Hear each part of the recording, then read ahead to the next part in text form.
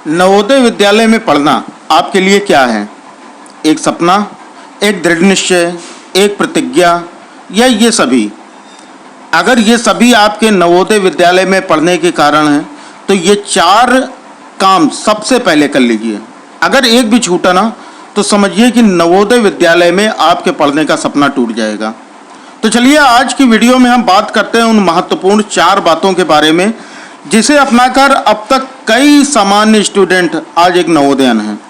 Video शुरू करने से पहले आपसे एक रिक्वेस्ट है कि अगर वीडियो अच्छी लगे तो वीडियो को लाइक और शेयर जरूर कर दीजिएगा और एनवीएस की बेहतरीन तैयारी के लिए यानी कि नवोदय विद्यालय की बेहतरीन तैयारी के लिए चैनल को सब्सक्राइब करके बेल आइकन को प्रेस कर लीजिए ताकि हमारे हर वीडियो की नोटिफिकेशन आप तक पहुंचे सबसे पहले। तो चलो हम बात कर लेते हैं। तो बात करने के पहले आप लोगों को जो 4 चीज़ें ज़रूरी हैं उनमें से चौथा तो बहुत ज़्यादा इम्पोर्टेंट है, ठीक है, लास्ट वाला। लेकिन लास्ट वाला आपको तभी समझ में आएगा जब आप उनके पहले की 3 बातों को समझ लेंगे। तो इसलिए वीडियो को पूरा देखिएगा, बिल्कुल भी स्किप नहीं कीजिएगा, नहीं तो आपको भारी नुकसान उठाना पड़ सकता है। तो चलिए आते हैं सीधा हम पॉइंट पर। सबसे पहला पॉइंट जो है वो हमारा दृढ़ निश्चय। बहुत से बच्चे अपने मम्मी पापा या दूसरे रिश्तेदारों के दबाव में नवोदय का फॉर्म भर देते हैं, लेकिन उनकी कोई खास इच्छा होती नहीं नवोदय में पढ़ने की। और कुछ बच्चे ऐसे होते हैं जिन्हें अपने भविष्य की चिंता है, अपने माँ बाप की चिंता है, वो अपने लिए अपने परिवार के लिए कुछ करना चाहते हैं, जो खुद से ही नवोदय का फॉर्म भरते हैं। दोनों ही तरह के बच्चों के लिए बहुत ज़्यादा ज़रूरी है दृढ़ निश्चय का होना कि उन्हें नवोदय विद्यालय में पढ़ना है। तो सबसे पहला काम तो आपको अपना दृढ़ निश्चय करना होगा। दूसरा जो पॉइंट है वो है सिलेबस के बारे में, यानी कि पाठ्यक्रम।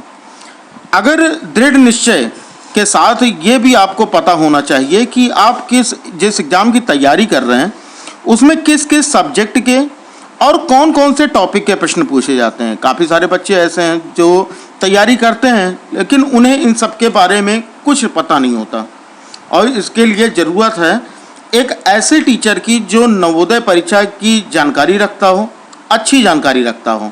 तो आप ऐसे अध्यापकों के संपर्क में ज़रूर रहें, तो वो आपको बताएगा कि आपको क्या चीज़ें पढ़नी चाहिए, क्या चीज़ें नहीं पढ़नी चाहिए, ठीक है। और अगर आपको ये चीज़ें पता रहेंगी तो आप उतनी ही चीज़ें पढ़ेंगे जितना आपके एग्ज़ाम के लिए ज़रूरी है। अगर आप अपने मन से तैयारी करते हैं तो आप पढ़ाई भी बहुत करेंगे, लेकिन आप ऐसी चीज़ों पर अपना समय बर्बाद कर लेंगे जो कि आपके एग्ज़ाम के लिए रिलेवेंट यानी कि ज़रूरी है ही नहीं बिल्कुल। तो ऐसी चीज़ों में अपना समय बर्बाद ना करें। ऐसे टीचर को ढूंढें जिसको नवोदय परीक्षा के बारे में जानकारी हो, वो आपको अच्छी तरह से गाइड कर सकता है। तीसरा पॉइंट जो है हमारा, ये काफ़ी सारे बच्चों का क्वेश्चन है कि कितने दिन की तैयारी में सिलेक्शन हो जाएगा, यानी कितने दिन तक पढ़ाई करनी पड़ेगी। तो भाई देखो, एक चीज़ बहुत ज़्यादा ज़रूरी है कि दिन की तो कोई बात ही नहीं है, बस एक चीज़ दिमाग में बैठा लो, ज़्यादा से ज़्यादा। बहुत से बच्चों को लगता है कि एनवीएस का एग्ज़ाम बहुत ईजी होता है, वो बिना पढ़े ही एग्ज़ाम पास कर लेंगे, या एग्ज़ाम एक दो दिन पहले पढ़कर एग्ज़ाम पास कर लेंगे। और कुछ स्टूडेंट को ये लगता है कि एनवीएस की परीक्षा बहुत टफ होती है, वो चाहे कितनी भी तैयारी कर लें वो एग्ज़ाम पास ही नहीं कर पाएंगे। तो ये दोनों तरह की ही बातें बेकार हैं। नवोदय की परीक्षा ना तो बहुत आसान होती है और ना ही बहुत कठिन। अगर आप थोड़ा थोड़ा करके पढ़ेंगे तो आपकी तैयारी भी अच्छे से होगी और आपका एग्ज़ाम से डर भी निकल जाएगा। थोड़ा थोड़ा पढ़ने का मतलब क्या है कि आप अगर सिलेबस के हिसाब से और रोज़ की केवल आधे घंटे की पढ़ाई, 45 मिनट की पढ़ाई अगर आप करते हैं तो आपका थोड़ा थोड़ा टॉपिक तैयार होता रहेगा, क्योंकि कहा जाता है ना कि बूंद बूंद से सागर भरता है। तो यहाँ पर हमको तैयारी के लिए सीधा सागर नहीं भरना है, पहले तो उसमें बूंद बूंद भरना है। एग्ज़ाम आपका अभी काफ़ी टाइम है, अप्रैल में आपका एग्ज़ाम होगा, तो आप अभी से ही तैयारी करना थोड़ी थोड़ी शुरू कर दीजिए।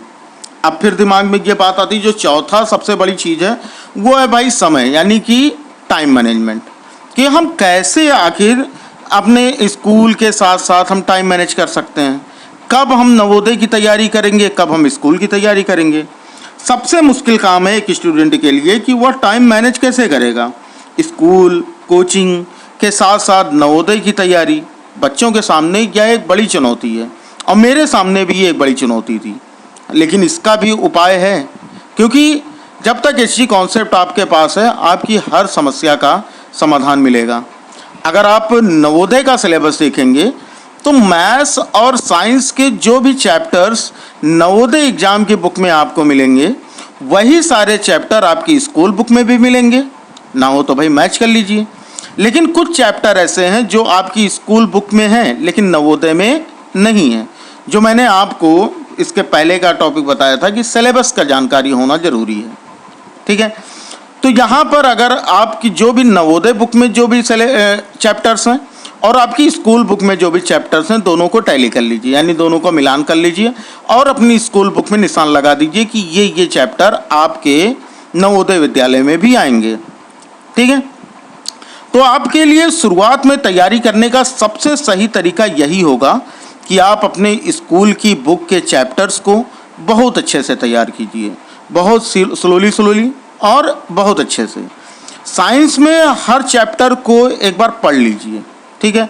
हर एक पैराग्राफ को पढ़कर खुद से उसके एमसीक्यूज बनाइए, यानी उस पैराग्राफ से कितने तरह के क्वेश्चन बन सकते हैं खुद से बनाइए।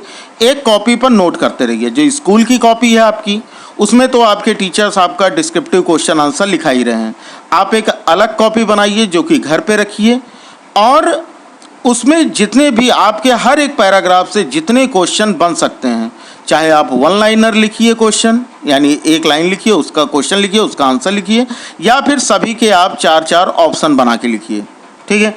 तो आप देखेंगे कि स्कूल की बुक का जो भी चैप्टर आपने पढ़ा है, नवोदय की जो भी चैप्टर्स होंगे नवोदय की बुक में, वो चैप्टर अपने आप ही सॉल्व हो जाएगा, यानी उसके लिए आपको अलग से पढ़ाई करने की कोई ज़रूरत नहीं पड़ेगी।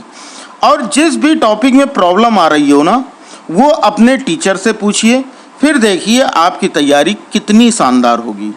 रही बात अंग्रेजी और हिंदी की, ठीक है, तो वो आप एग्ज़ाम नज़दीक आने में पढ़ लीजिएगा, क्योंकि उसमें ज़्यादा क्वेश्चन आते नहीं, 15-15 क्वेश्चन होते हैं। ज़्यादा क्वेश्चन आपके मैथ्स और साइंस यानी गणित और विज्ञान से होते हैं, 35-35। यही सेम चीज़ जैसा कि आप विज्ञान में कर रहे हैं, जो साइंस में कर रहे हैं, वही सेम चीज़ आप अपनी गणित यानी मैथ के साथ भी कीजिए। जो चैप्टर आप पढ़ रहे हैं वो चैप्टर आप सॉल्व कीजिए और उसके बाद अपनी नवोदय की बुक का वही चैप्टर सॉल्व कीजिए। ये नहीं कि नवोदय बुक में जो सीरियल वाइज है आपको वैसे ही चैप्टर पढ़ने हैं, बिल्कुल भी ऐसा नहीं है। जो आपकी स्कूल की बुक है उसमें जो सीरियल वाइज दिया है, आप नवोदय की बुक से उसी हिसाब से अपने चैप्टर पढ़िए। जैसे अगर हम मान लेते हैं कि हमारे जो स्कूल की मैथ की बुक है उसका जो पहला चैप्टर है वो है रेशनल नंबर यानी कि परिमेय संख्या। आपने अपने स्कूल बुक की परिमेय संख्या पढ़ ली तो आपको जो भी चैप्टर्स आपके बुक में यानी जो भी चैप्टर नंबर हो परिमेय संख्या का, आप अपनी नवोदय बुक से सॉल्व कीजिए। चाहे तो आप छुट्टी के टाइम में रखिए, संडे को रखिए, या फिर अपनी स्कूल की पढ़ाई कंप्लीट करने के बाद आधे घंटे का समय और निकाल कर आप नवोदय बुक को सॉल्व कर लीजिए। तो आप देखिएगा कि बिल्कुल आपके एग्ज़ाम का जो डर होगा वो भी निकल जाएगा, क्योंकि आपको लगेगा कि यार ये तो स्कूल की जो मैं तैयारी कर रहा हूँ उससे ही हमारी तैयारी हो रही है। कुछ चीज़ें हैं जो आप नहीं कर पाओगे, क्योंकि आप स्कूल में डिस्क्रिप्टिव पढ़ रहे हो, बहुत सारे क्वेश्चन के आप एमसीक्यू नहीं बना पाओगे, ठीक है, बहुत सारे टॉपिक्स आपके लिए कन्फ्यूजन क्रिएट करेंगे। तो उसके लिए आपके लिए एचजी कॉन्सेप्ट अवेलेबल है। आप चैनल को सब्सक्राइब कर लीजिए, बेल आइकन को प्रेस कर लीजिए, और जो भी क्वेश्चन हो आप अपने व्हाट्सएप ग्रुप का लिंक डिस्क्रिप्शन में दिया गया, वहाँ से आप हमें क्वेश्चन अपने भेज सकते हैं। तो जैसे ही मुझे टाइम मिलेगा मैं आपको आपके एग्ज़ाम से पहले उन सारे डाउट्स के सॉल्यूशन दे दूंगा, ठीक है। अगर इन 4 चीज़ों को आपने फॉलो किया तो समझ लीजिए आपका सिलेक्शन पक्का है। लेकिन अगर आप इन 4 चीज़ों में से किसी में भी लापरवाही करते हैं तो समझ लीजिए कि आपके लिए नवोदय एग्ज़ाम को क्रैक करना, ठीक है, बहुत ही मुश्किल हो जाएगा। अगर आपको ये चारों चीज़ें समझ में आ रही हैं तो कमेंट बॉक्स में जाकर टाइप कीजिए एनवीएस इज़ माई एम। अगर आपका दृढ़ निश्चय है, अगर आप इस तरह से पढ़ाई करना चाहते हैं, अगर आप नवोदय में सिलेक्शन लेना चाहते हैं, अपने माँ बाप का सपना पूरा करना चाहते हैं, एक अच्छे स्कूल में इंडिया के टॉप क्लास के स्कूल में पढ़ना चाहते हैं, ज़िंदगी में कुछ करना चाहते हैं, तो भाई उसके लिए अगर आप इन सभी चीज़ों के लिए तैयार हैं तो कमेंट बॉक्स में जाकर टाइप कर दीजिए NVS इज़ माई एम, क्योंकि यह आपका पहला एग्ज़ाम होगा। कुछ बच्चे 6 में भी एग्ज़ाम दे चुके होंगे तो 6 के लिए भी यही चीज़ें फॉलो होती हैं, और कुछ बच्चे अब जो 6 में एग्ज़ाम दे चुके हैं या कुछ बच्चे पहली बार भी 9th का एग्ज़ाम देंगे, सबके लिए सेम चीज़ ही फॉलो होती है। अभी से ही फॉलो कीजिएगा। कोई भी अगर दिक्कत आती है तो मुझे बताइएगा, मैं आपकी पूरी तरह से हेल्प करूँगा। ठीक है, तो भाई अगर वीडियो अच्छी लगी हो तो वीडियो को लाइक कर देना, अपने फ्रेंड में शेयर कर देना। एक चीज़ और भी इम्पॉर्टेंट है कि नवोदय के तैयारी करते समय आप किसी को ये ना बताइए कि आप नवोदय विद्यालय की तैयारी कर रहे हैं। ठीक है, यानी अपने रिलेटिव्स को, अपने आस पड़ोस में ये बात बिल्कुल भी ना बताइएगा कि आप नवोदय विद्यालय की तैयारी कर रहे हैं। ठीक है, बस केवल आप तैयारी कीजिए। चैनल के बारे में आप लोगों को बता सकते हैं कि अगर आप तैयारी कर रहे हो तो आप इस चैनल से पढ़ाई कर सकते हो। चैनल के बारे में लोगों को शेयर कीजिए, लेकिन आप अपने बारे में ना बताइएगा कि आप नवोदय विद्यालय का फॉर्म आप भर रहे हैं या इस बार आप नवोदय एग्ज़ाम देंगे या फिर आप नवोदय एग्ज़ाम की तैयारी कर रहे हैं। जो भी कीजिए बिल्कुल शांति से कीजिए, क्योंकि शोर जो है वो आपकी सफलता मचाएगी। आपको शोर मचाने की ज़रूरत बिल्कुल भी नहीं है। तो अगर आप सभी चीज़ों के लिए तैयार हैं तो भाई कमेंट बॉक्स में लिख दीजिएगा NVS इज़ माई एम। ठीक है बच्चा, तो चलो फिर आज के लिए इतना ही रखते हैं। अगर कोई भी डाउट होगा तो मुझे बताइएगा। जब मिलते हैं फिर अगली वीडियो में, तब तक के लिए जय हिंद, वंदे मातरम।